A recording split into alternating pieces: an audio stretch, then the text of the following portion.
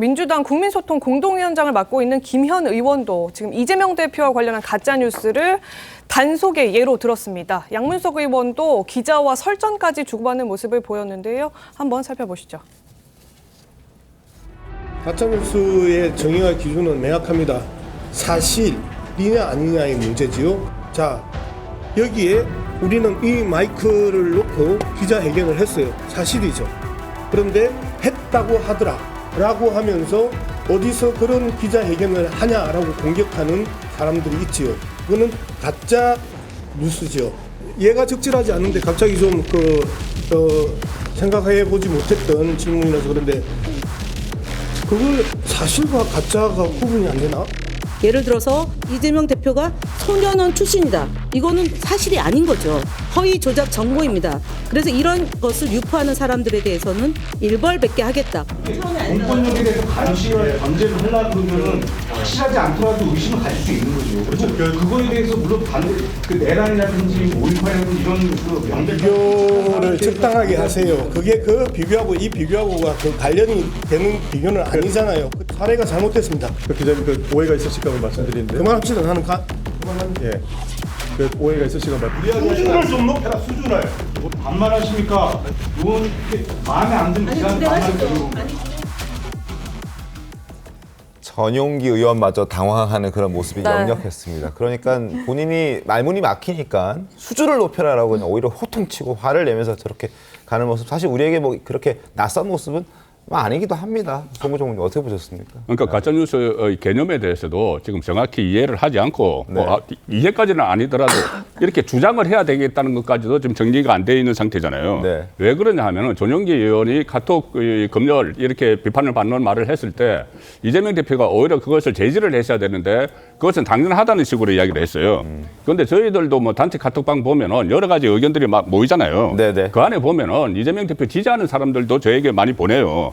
그리고 이재명 대표 비판하는 사람도 있는데 그러면 그중에서 이재명 대표 비판하는 것만 골라내가지고 검열을 하자는 이야기지 않습니까? 그런 취지로 뭐 그런 취지로 들리는 네. 거죠. 그리고 특히 이게 만약에 지금 현재 전국 상황과 관련해서 하면은 여러 가지 다양한 것을 예를 들어야 되는데 이재명 대표는 본인과 관련된 이야기만 했어요. 네네. 그런데 그 본인과 관련된 조금 전에 뭐 김현 이야기가 이야기했던 뭐 소년원 이야기나 네. 아니면 아버지의 뭐 활동 같은 거 이것은 대선 때 다 걸러졌어요. 걸러져서 지금 이 이야기 잘 안 돕니다. 제가 알기로는 이 이야기가 화제가 안 되고 있어요. 네네. 그런데 그것을 대선 때 있었던 것을 다시 꺼내가지고 이렇게 한다는 것은 이재명 대표 본인에 대한 비판 자체를 차단을 하겠다는 이야기거든요. 예. 그래서 그것을 이재명 대표가 그런 메시지 시그널을 보내니까 저는 피의자회견을 했는데 준비가 안 된 상황에서 하니까는 이렇게 뭐 국민에 납득하지 할 수 없는 그런 이야기가 나온 것이고 하나만 더 지적을 하자면은 네. 이재명 대표는 가짜 뉴스에 대해서 이렇게 적극적으로 문제를 제기할 자격이 있는가? 가령 예를 들어서 과거의 무고죄나 위정교사나 네. 지금 재판을 받고 있는 뭐 선거법 위반 허위사실 공표 네. 이런 것들이 큰 틀에서 보면은 가짜 뉴스가 연결된 거거든요. 그래서 그런 부분도 좀 지적을 하고 싶습니다. 김영태님 어떻게 보셨습니까? 가짜 뉴스 뭐 선동에 가장 재미를 봤던 건 민주당 아닙니까? 저는 그렇게 생각합니다. 제가 지금 생각나는 그 사례만 썼는데 몇 가지가 됩니다. 예. 최근에죠. 과거에 그 사드 전자파에 뭐 튀겨진다고 하면서 영상 찍으면서 머리에 노란 가발 쓰면서 춤췄던 영상 그 민주당 의원들이셨습니다. 근데 그것도 최근에 이제 국정원 감사원 감사가 진행 중인데 어쨌든 감사원장 탄핵하면서 지금 여러 가지 타격을 받고 있는데 그 문제도 밝혀져야 될 것 같고요. 또 최근에 그 청담동 술자리 의혹을 제기했던 것도 민주당 아니겠습니까? 뭐 생태탕 말할 것도 없고요. 뭐 그동안 선거 때마다 늘 선동을 일삼았던 게 민주당인데 이제 와서 갑자기 민주당이 이렇게 국민들의 표현의 자유까지 검열하겠다라는 식의 태도는 글쎄 언론을 장악하겠다, 통제하겠다라는 의도로밖에 읽혀지지 않습니다.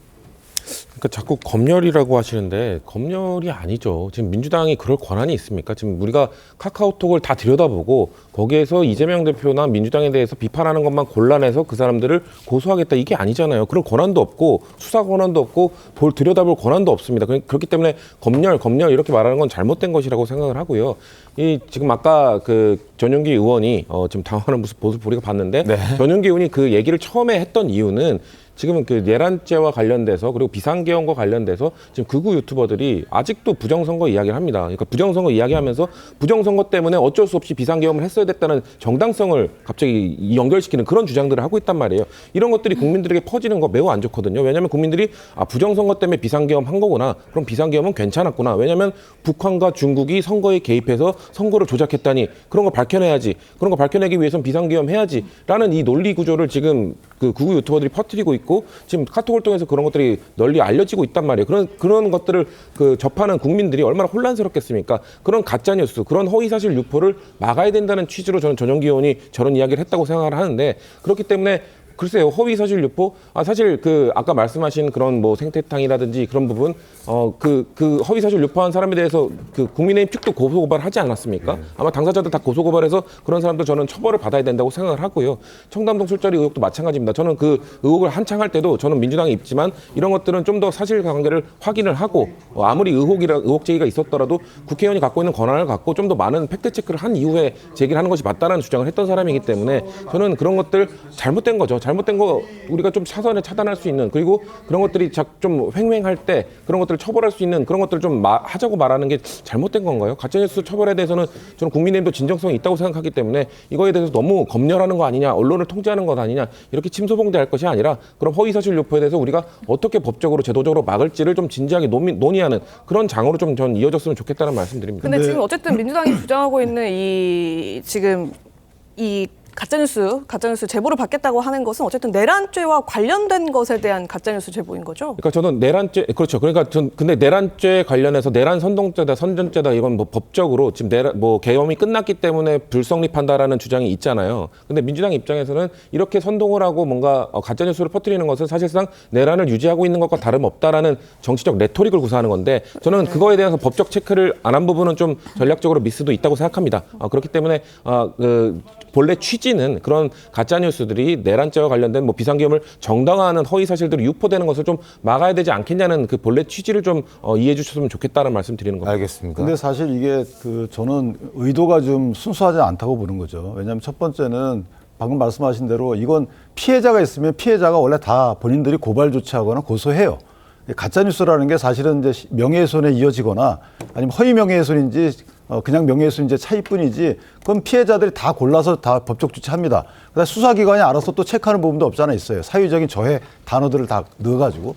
근데 정치권이 이런 말을 하게 되면 어떤 문제가 생기냐면 이거는 정치적 의사가 자유롭게 표현되고 공론할 수 있는 공론의 장을 압박하는 거예요. 예컨대 지금 뭐 내란죄라는 그 중차대한 이 단어를 넣어가지고 예컨 이런 거죠. 계엄이 정당하다고 하는 사람들도 이거 가짜뉴스다 이렇게 규정하는 거잖아요. 지금 거의 취지가 그런 겁니다. 그다음에 계엄할 이유가 분명히 있었다. 계엄의 책임 민주당도 있다. 이런 것들을 다 체크하겠다는 거예요. 그럼 그렇게 생각을 가진 분들은 그건 잘못된 게 아니에요. 국민적 의사의 자유로운 의사 형성을 할 수 있는 거지. 본인이 형성하는 의사를 또 커뮤니티에 옮길 수 있는 거예요.